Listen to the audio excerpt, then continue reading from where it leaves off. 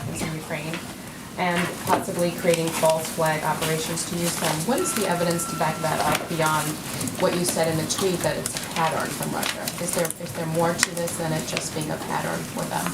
Well, they have a large biological and chemical weapons program. So it's a pattern, but they also have the capacity.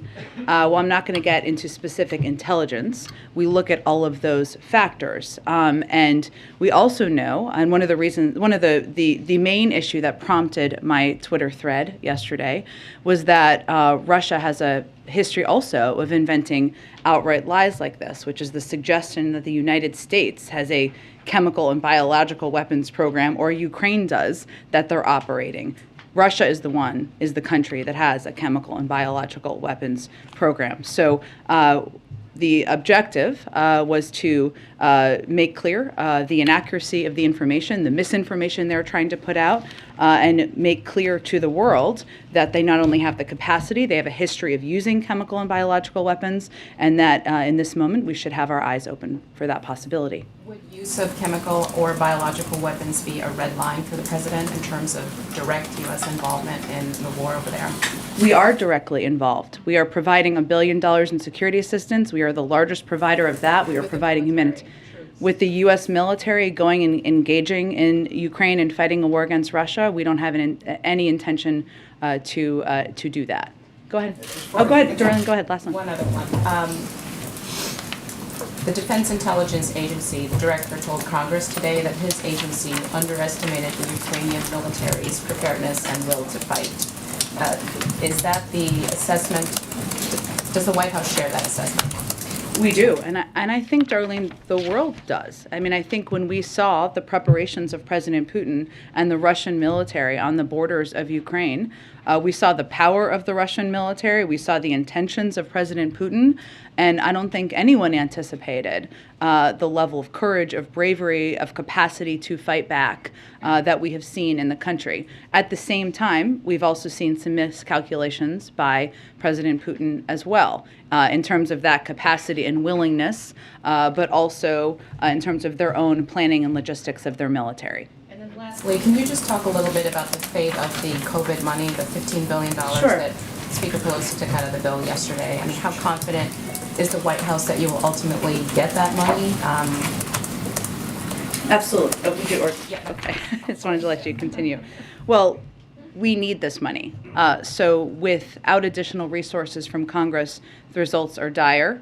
Just to give you some specifics, in March, testing capacity will decline this month. In April, free testing and treatments for tens of millions of Americans without health insurance will end. In May, America's supply of monoclonal antibodies will run out. So failing to take action now will have severe consequences for the American people. That's why we requested $22.5 billion to avoid severe disruptions to our COVID response. The reason we've made the progress we have at this point is because we have been ahead of where the pandemic is in terms of having the preparations, for the most part, of vaccines, of supplies needed, and we want to continue to stay ahead of that if we can. So these are conversations, as you all know and has been reported out, that are happening with members, but we will need that funding in order to continue to fight the pandemic. Go ahead.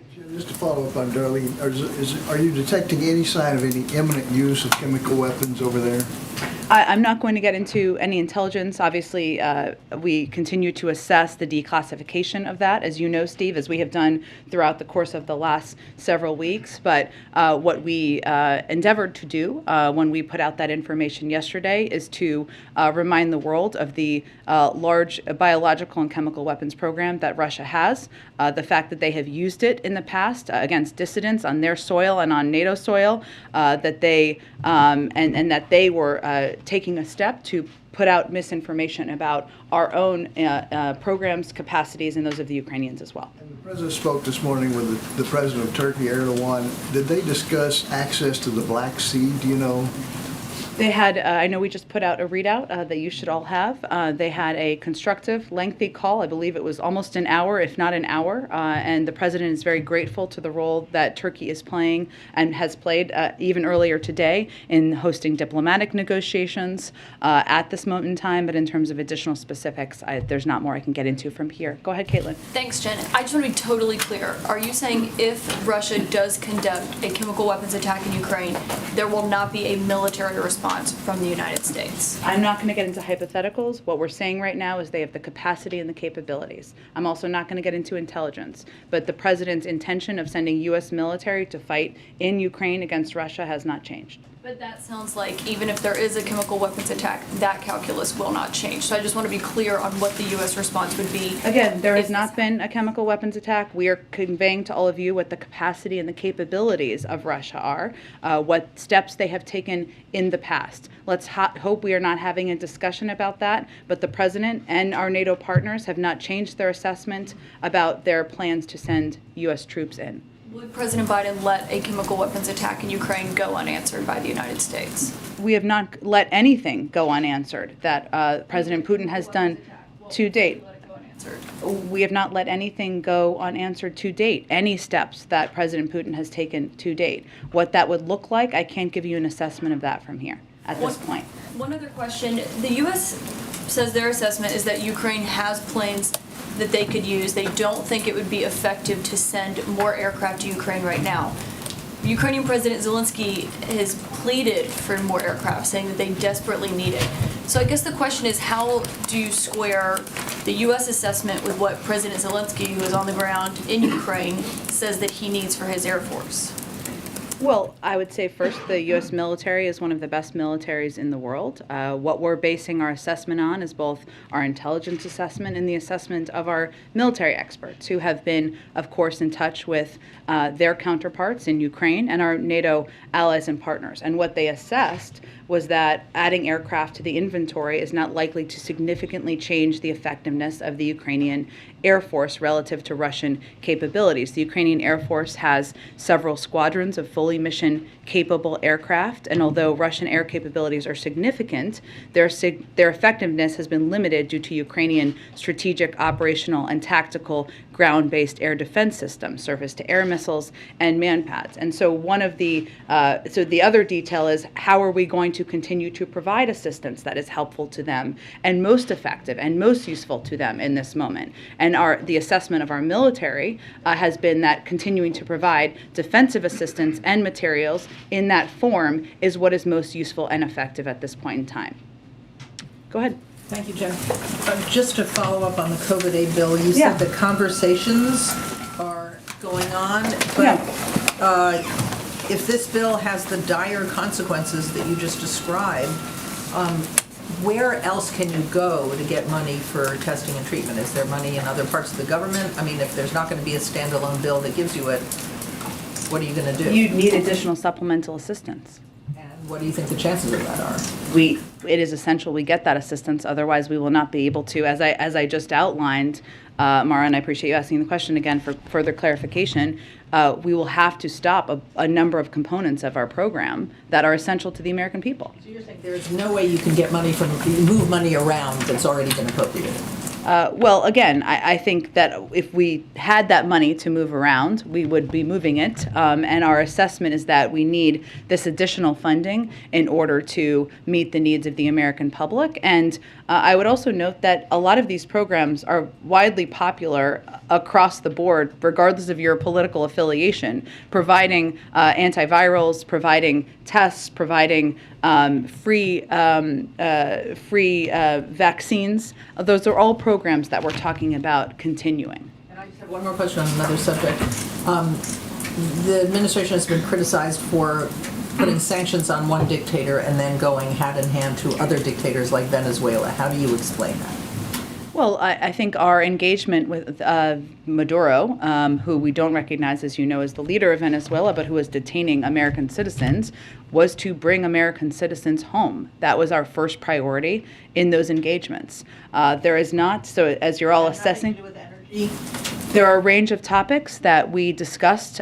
Largely, the conversation was about our approach to the Western Hemisphere. Certainly, Venezuela, as you all know, is the largest producer of oil in the world. But as you're one of them in the world. Sorry, thank you. Ed gave me a funny look there. I appreciate that. One of them in the world. But part of our conversation was focused about a range of issues, including encouraging them, of course, to be engaging in steps toward peace. As you may have seen, Maduro has announced his intention to be a part of the talks with the opposition in Mexico. But as you are assessing how to spend your energies in this time of a lot of news in the world, I would not focus a lot of them on conversations about the future of the United States importing oil at this point in time. Go ahead. From Venezuela. Go ahead. Question on the economy. The inflation numbers that we received today show consumers paying almost 8% more than a year ago, and this was before Russia's invasion of Ukraine. So how much higher does the administration expect prices to climb? Well, as you know, a large driver of these inflationary numbers from the last, these monthly numbers, were from energy prices, and we have seen the increase, happen as a result of Russia's invasion of Ukraine. So while we're looking at year over year, and there were year over year numbers that came out about a month ago as well, there are still predictions and projections from the Federal Reserve and outside economists about inflation moderating towards the end of the year. Obviously, they make those assessments on a regular basis. But in terms of prices going up, we do anticipate that gas prices and energy prices will go up. That is something that the president has conveyed very clearly to the American public. We also believe it will be temporary and not long-lasting. And what our focus is on now is doing everything we can to mitigate and reduce those prices and ensure there isn't a longer-term impact. So I can't make new projections for you from here other than to convey that, yes, it is accurate that the invasion by President Putin into Ukraine has impacted global inflation in the United States because of the impact it's had on energy prices, and that is a significant contributor to inflation, the inflationary numbers we saw come out today. You said this is temporary. You've noted before that inflation is going to wane or is expected to wane by the end of the year. Is that still your belief? That continues to be the projection of the Federal Reserve, of outside economists, and we really rely on them for their projections. But there is also no question that inflation may be higher for the next few months than it would have been without President Putin and Russia's further invasion into Ukraine, particularly due to higher energy prices. And obviously they will watch that, and we are watching that, but that is definitely having an impact. And just one more on this topic. The president said earlier this week that American companies, he sort of urged them not to price gouge. Are you aware of any price gouging in gasoline that's going on right now? That's something we've asked the FTC to look at. They are the appropriate body. They're an independent body. So I'd point you to them for any assessment of that. But that's something we have to continue to monitor, right? We've been monitoring it. We've asked them to monitor it. But obviously, at this point in time, when Americans are paying higher prices at the pump, this is one of the areas where we need to watch closely. Go ahead. I want to ask you about the transportation mask mandate. Sure. TSA says it was based on a CDC recommendation. I'm just wondering if you're in position to explain the rationale, the science, the logic behind continuing it in places where the community level is low. Well, I would really point you to the CDC to provide further detail. But I would note, as you know, when you get on an airplane, you travel to different places, right? You're not just static in one place, whether it's a green zone or a yellow zone or a red zone. So what they also announced is that TSA that the CDC will work with government agencies to help inform a revised policy framework for when and under what circumstances masks should be required in the public transportation corridor, because it's unique, right? If we're in Washington, D.C. and we're in a green zone or a yellow zone, you can make a clear assessment. If you're moving from one zone to another and you're picking people up from one zone to another, it's a little bit different, and that requires some consultation, which is what they're going to endeavor to do between now and April 18th. Completely separate topic. France said today that the window on an Iran deal is closing. Does the U.S. share that view? Is the sense here that Iran is trying to run out the clock? Well, our view is that we are close. We have been close for some time now, and we also, for the last several weeks, as we've been talking about. We also all know from having been through these negotiations before that the end of negotiations is always when the difficult and challenging parts of the conversation typically take place. So I wouldn't make that assessment or echo that from here. We are continuing to have these diplomatic talks. It is in all of our interests to stay at the negotiating table, and that's what our plan is to do from here. Go ahead. Jen, you said earlier to one of my colleagues that nothing that Russia has done so far in terms of this invasion has gone unanswered when you were being asked about bio and chemical weapons. Obviously, none of what we have done to answer Russia has steered them from continuing this invasion. So why not consider some alternate strategy to communicate to Russia the consequence if they are to do a bio or chemical weapon strike inside Ukraine? Like what? I'm asking you, in other words, why not communicate? You won't say if it's a red line, right? Because you won't say that it's not our intention right now. So let me start there. Is there any red line for Russia that the U.S. would have some involvement where the military entered in Ukraine? I'm not going to get into red lines from here, Peter. What I would tell you is that when I said we have not let anything go unanswered, what I mean is that we have amped up a range of military and security assistance, a historic amount to Ukraine, including a range of defensive weapons, which we've expedited the delivery. Even in the last 10 days, we've delivered about $240 million of that. And also we've provided a range of humanitarian assistance, and we have basically crushed the Russian economy, where the stock market is not even open. So it's inaccurate to suggest it's gone unanswered. We have taken all of those steps and rallied the world. And I'm not saying it's gone unanswered. You say it's gone unanswered. We've witnessed the answer in the form of sanctions. I'm saying, given the potential that you've indicated that Russia could use a bio or chemical weapons strike there, why wouldn't the U.S. communicate to them something that is not an answer, but instead preemptive to communicate the consequence if they are to take what would be a horrific this war to a horrific new level?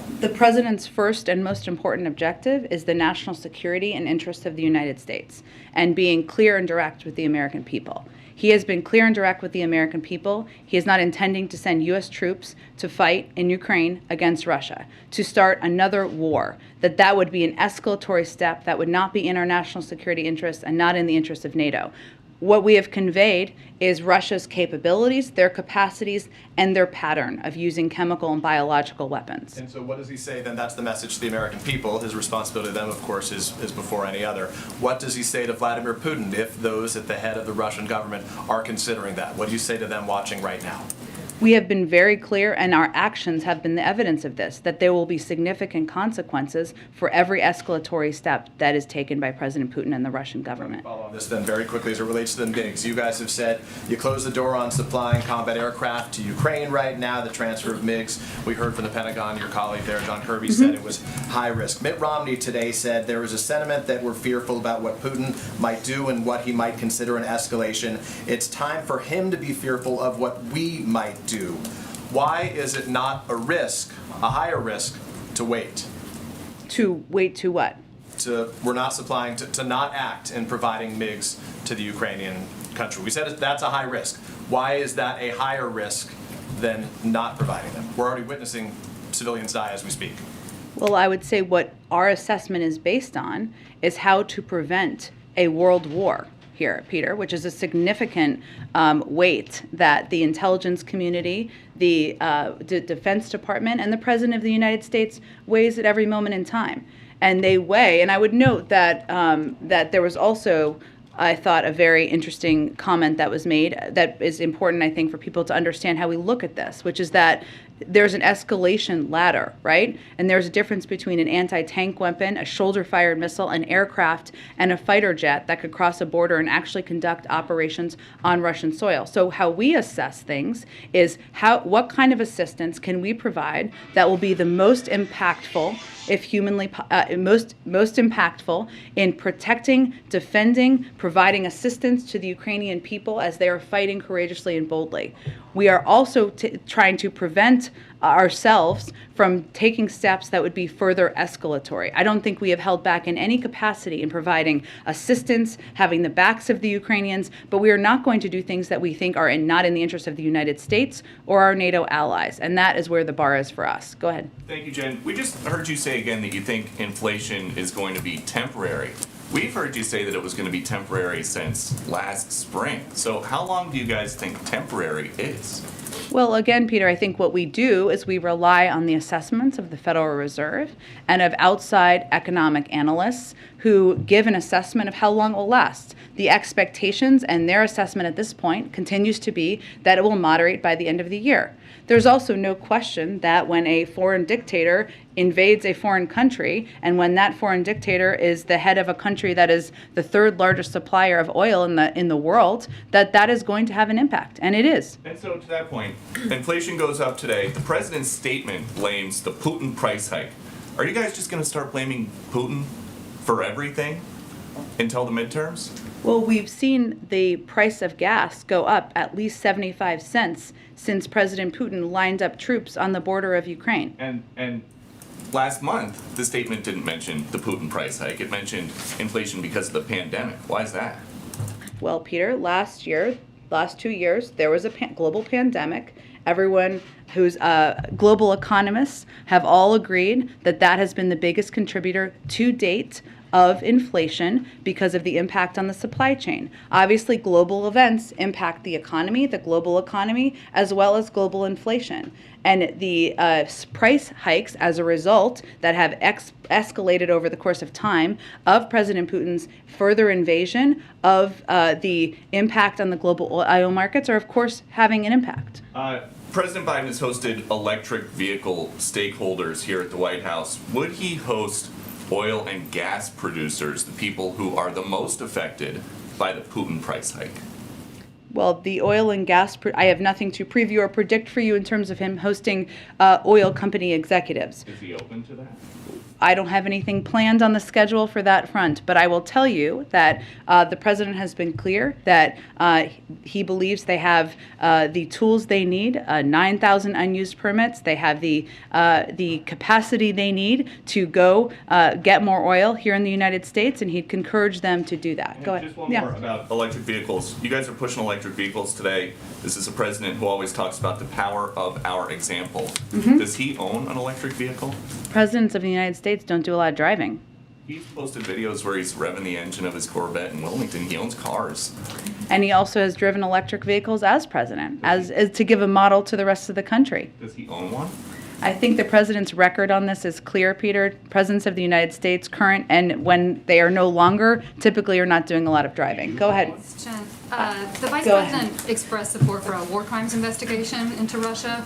Why at this point isn't the United States comfortable just directly labeling the bombing of a maternity hospital as a war crime? Well, first let me say, the bombing of a maternity hospital is horrific, it's barbaric. I don't think anybody who saw that could not have been emotionally deeply impacted. There's a legal review process that the United States undergoes to make considerations of labeling something as a war crime. That is the ongoing process that we're pursuing at this point in time. It's ongoing. Obviously, if Russia is intentionally targeting civilians, that would be a war crime, but we need to go through the legal assessment and review in order to make a formal conclusion. One more. The journal is reporting that Saudi Prince Mohammed bin Salman declined a request to speak with President Biden recently. Early in his term, the White House said the president would conduct diplomacy with the Saudis through the king rather than through MBS. Why has that policy changed? That report is inaccurate, so let me start there. The president did speak with the Saudi king just several weeks ago. It's all running together at this point in time.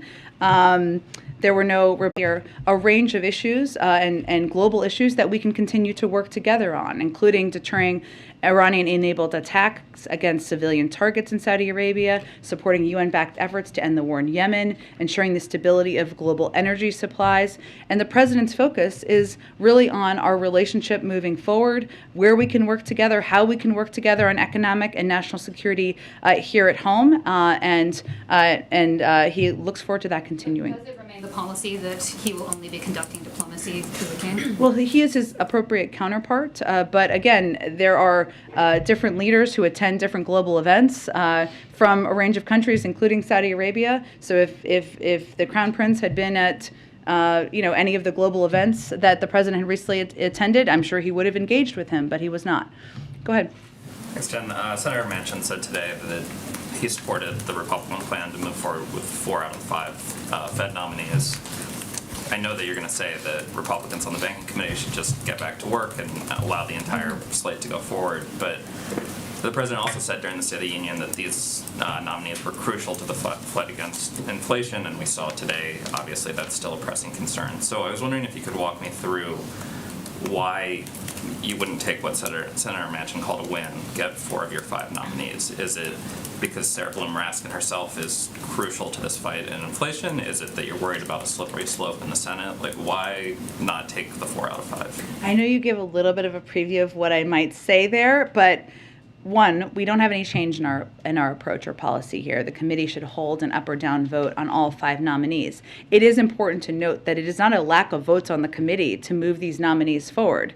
It is a lack of willingness of Republicans to show up to the committee to actually vote, even against this slate of nominees. That is where we have a core issue here. So we also would agree with the statements from Republicans in the Senate, like Senator Grassley, who have said that senators should not degrade their advice and consent responsibilities and should show up and do the jobs the American people pay them to do. And our hope is that Banking Committee members will show up and do their jobs and vote or not support these nominees, but allow it to move forward by meeting a quorum. But I guess my question is, why is that core issue more important than the broader fight against inflation for you guys? What is the philosophical thing that you guys are saying it's more important than getting 4 Fed nominees on the board in a time of heightened inflation? We believe all 5 nominees are eminently qualified and should be given an opportunity to be voted through the committee, where we absolutely have the votes. Republicans are just not showing up to get quorum for that vote to move forward.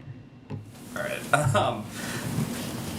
On inflation, you've said obviously that the Ukraine fight is going to has already driven up gas prices and is going to contribute to inflation in coming months. I'm wondering what spillover effect you expect into the broader economy. So do you expect that this increased inflation is going to impact GDP or job growth or those sorts of things? Is that a fear that you're sort of grappling with, and are there steps that the White House is going to take to try to mitigate the spillover from inflation thing?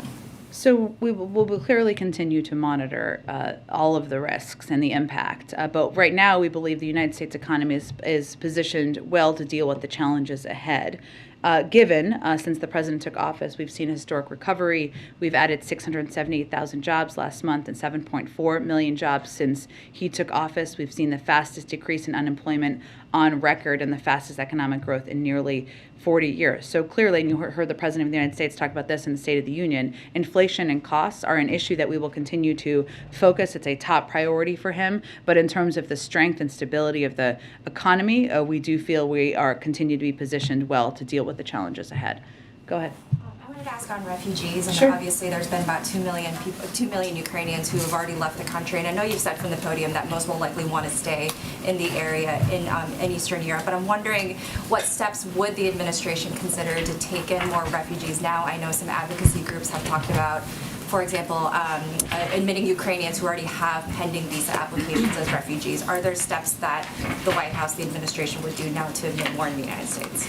Well, there are steps which are not exactly related to refugees, but related to the Ukrainian population, including temporary protected status, which we announced and are granting for anyone who has been here since March 1st. In terms of additional steps, the reason why it's important to note that we think it's not just many, the vast majority of refugees we believe will want to stay in neighboring countries in Europe, where many of them have family, many of them have worked, many of them have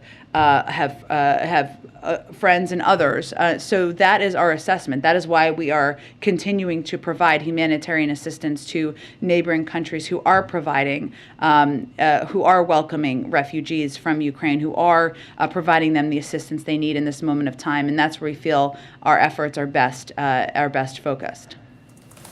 Jen, can I follow up? Yeah. On the refugees, President Duda today, when he was speaking to the Vice President, asked if the U.S. could speed up and simplify as soon as possible the procedures for Ukrainians who want to come to the United States because they have relatives here and they want to stay here until the war is over. So is that something that the United States is considering, and how quickly do you think that the U.S. could do that? I'm happy to check on that. I would say, again, I don't know what the numbers are in that regard, but all of our assessments from communicating with the Ukrainians, with neighboring countries, continue to be that the best way that the United States can contribute to this refugee crisis is by providing humanitarian assistance, funding to a range of countries who are welcoming refugees. So that's where our focus has been. And I also wanted to ask you about comments that Representative Madison Cawthorn made about the Ukrainian government. He said in a video that Zelensky is a thug. He said the Ukrainian government is incredibly corrupt. He said some other things, but he also said that Zelensky is pushing misinformation on America. Would the White House like to comment? I would not. Go ahead. The administration has talked a lot about short-term, waiting out short-term effects of sanctions on Russia, and so Americans might now naturally be wondering when the medium term might start. Do you have any indication at all yet that Putin is being squeezed by these sanctions, as you put it yesterday? That any indication he is being squeezed? Making a different decision. I mean, the messaging from the White House has been this is going to hurt, Russia's to blame, just wait it out. What can you tell Americans who are like, well, when, how long? I mean, that's a natural question a lot would have. Well, because of our efforts, the ruble is worth a penny. It's the lowest ranked currency in the world. The Russian stock market has not even opened. And you have seen in days, and you have seen outcry from a number of President Putin's buddies and cronies in the form of the oligarchs who we have also been squeezing. Our calculation has been that these financial sanctions and that we have rallied the world to support would have an impact. Our objective is, of course, to bring an end to this conflict. In terms of when that will happen, I'm unfortunately not in the mind of President Putin, but in terms of the impact on his financial sector, the response from people who are close to him, and frankly from the courageous outcry from thousands of people in Russia, that has been clear. When it will change his calculus, I can't give a prediction of that. And can you talk to us a little bit about the president's engagement with senators who have met with his Supreme Court nominee, Judge Jackson? There are reports that he has made multiple calls to Senator Collins, for example. How is it going, and what is his level of engagement right now? The president has been very closely engaged in this process, even while he is rallying the world to stand up against President Putin. He has made a range of calls over the course of time. I'm not going to confirm specifics of those from here. I would also note that Judge Jackson has been meeting with a range of members on the Hill, as you all have seen every day, including members who may not have had any record of voting for nominees of ours in the past, but she's committed to meeting with every member of the Judiciary Committee before her hearing, and she is quickly working through that. And she is also committed to meeting others beyond that period of time. And many of them have come out and spoken to her their meetings with her after that. So I think that gives the best assessment of how things are going quite well. Go ahead. Thanks, Jen. This morning, a bipartisan group of lawmakers sent an open letter to the president asking to invoke the Defense Production Act to increase oil production. Is the administration considering a move like that, or other conversations with industry to help lower gas prices at the moment? Well, without ruling out or ruling in any options, let me explain to you what the Defense Production Act would do in this regard. It would basically be providing money to oil companies to do something that they already probably have the capacity to do. Have you been in conversation with these oil companies since this latest rise of gas prices has come to increase production? We have had senior officials in touch with oil companies, yes. Switching gears really quickly on President Biden's conversation with the Colombian president today. As a strategic partner, in the latest talks with Venezuela, was Colombia involved in those talks about releasing Americans? And will further talks about releasing Americans from Venezuela be part of President Biden's conversation today? I don't believe they were part of the conversation with Venezuelans, with Maduro about releasing Americans. I can certainly check on that front. We will, I'm sure, have a readout after the meeting that the president is having shortly. And then on another migrant crisis, Colombia's obviously been dealing with their own migrant crisis coming out of Venezuela for years now. As part of these, as you've all said, that migration is going to be a major part of these conversations with Colombia. Is the administration prepared to help the refugee crisis that's going on in that country and manage the outflow from Venezuela into Colombia?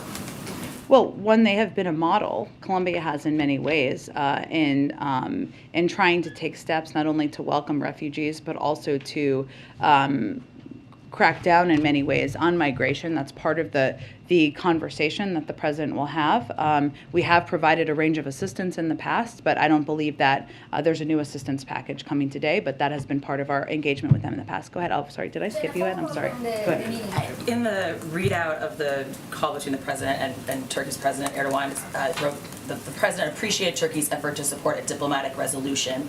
How would you characterize the White House's role today in supporting a diplomatic resolution to the crisis, if there's any role the U.S. is playing?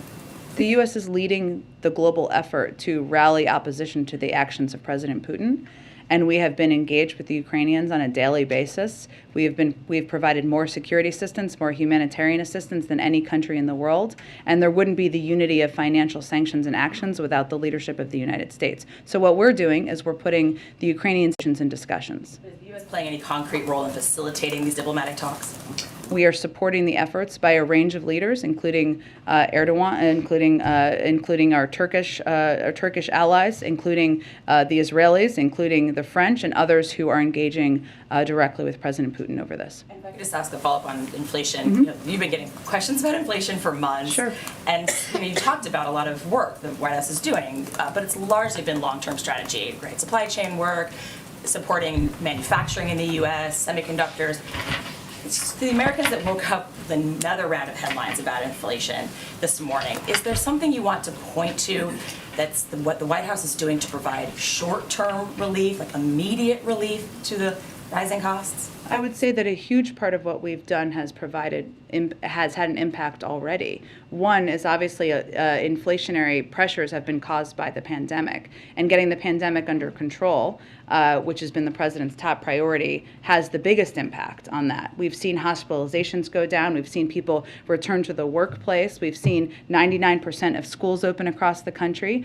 Also, the steps that our supply chain task force have taken have already had an enormous impact, including increasing movement through ports by, I believe, about 60%. If you look at shelves at stores right now, 89% of them are stocked. That is a direct result of the actions of the supply chain task force and this president. It is also true that while the early stages of inflationary pressures were caused by the pandemic and caused by the impact on the supply chain of that right now what we're looking at are different pressures, right? Which is the pressure of the energy sector that is a direct result of President Putin's invasion of Ukraine.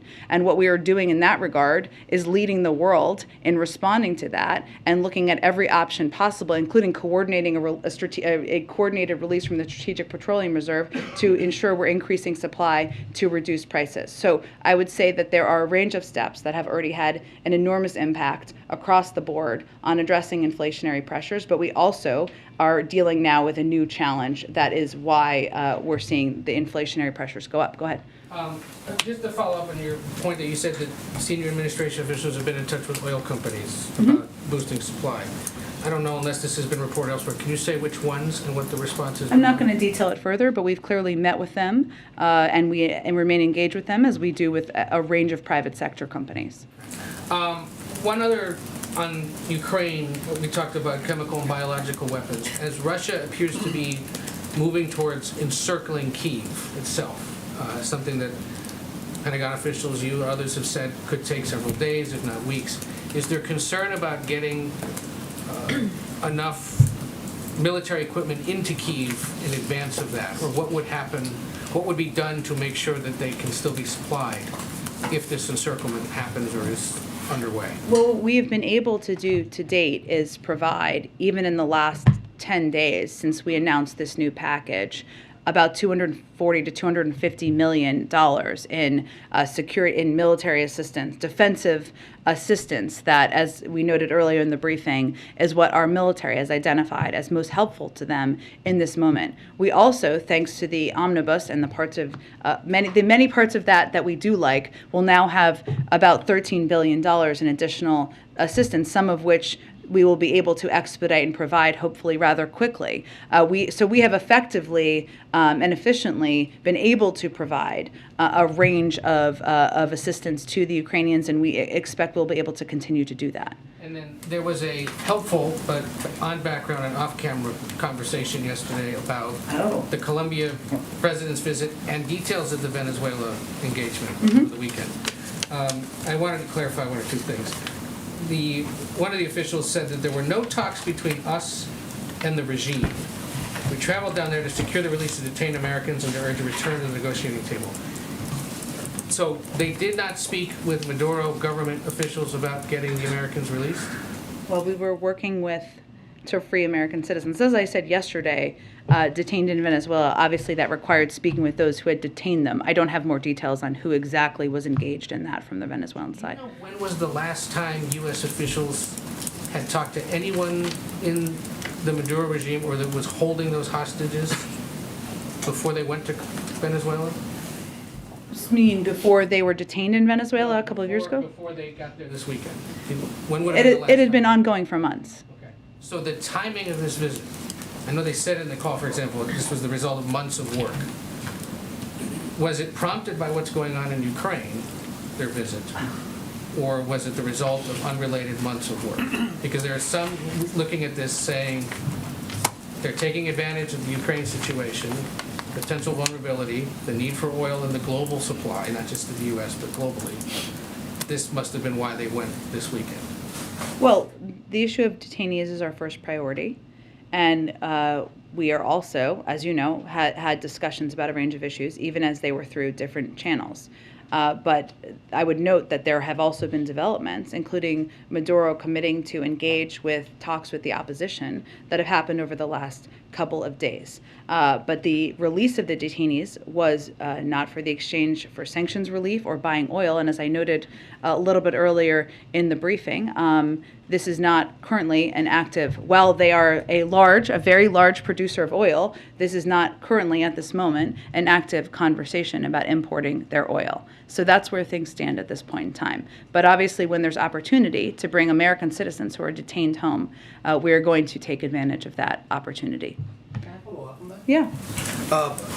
On the timing of these meetings with Nicolas Maduro, when did these meetings actually start? When was the first time that there was an engagement between the U.S. government and Nicolas Maduro? Well, the engagements with those who have been detaining Americans have been ongoing for months.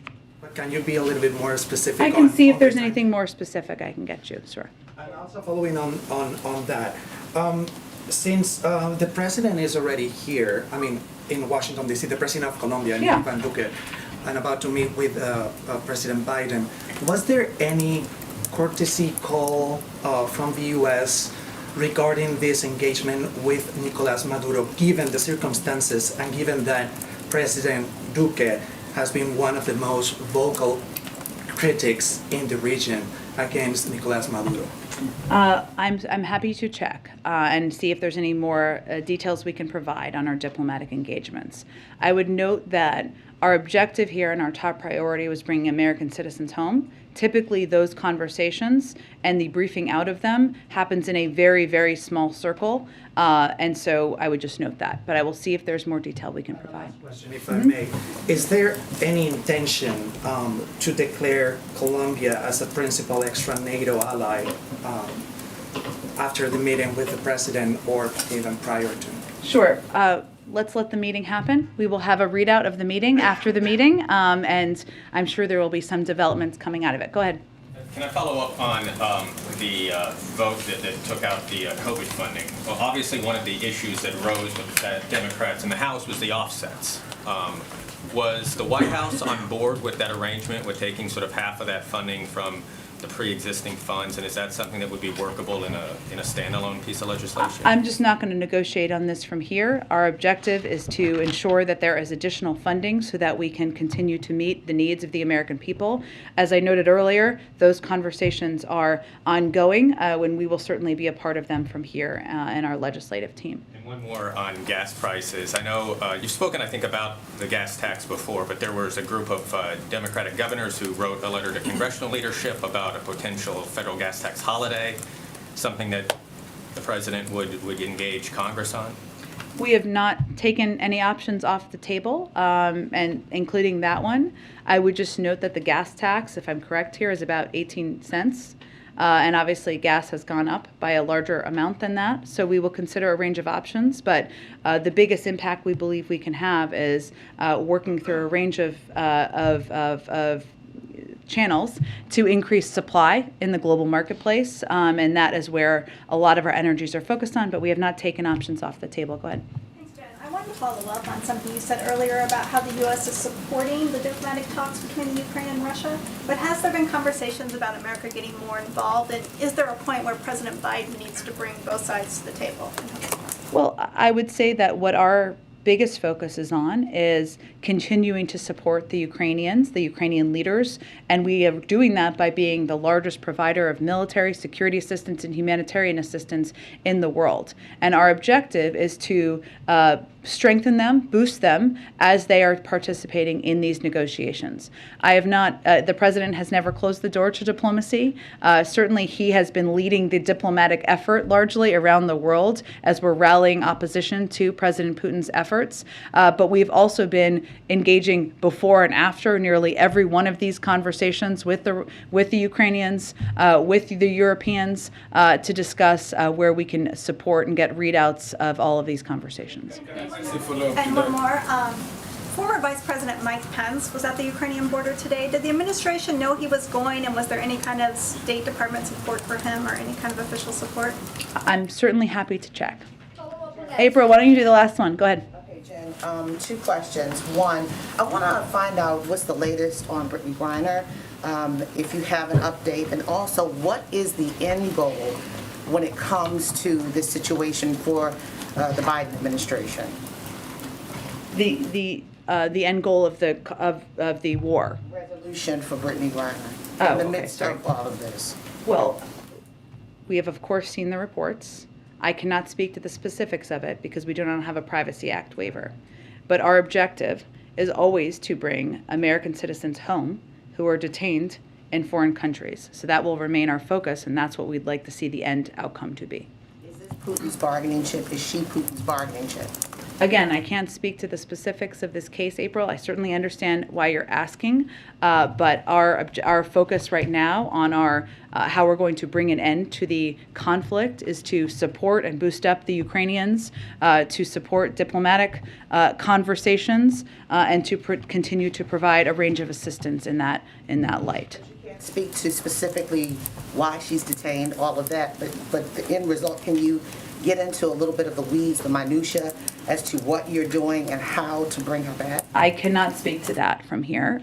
We don't have a Privacy Act waiver, I would say again, but also for any American citizen held, we typically do not get into specifics because that is not constructive to bringing people home. And lastly, can you preview tomorrow as the president, he laid out the next year during the State of the Union, but he's going to be talking to his own party tomorrow in Philly.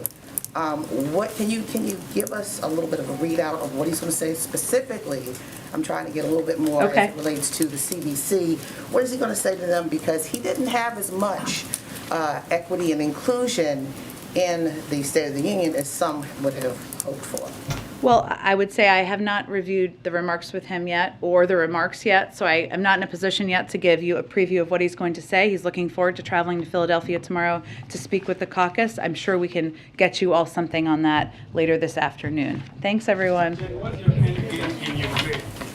What's your end game there? You're not facilitating negotiation, you're not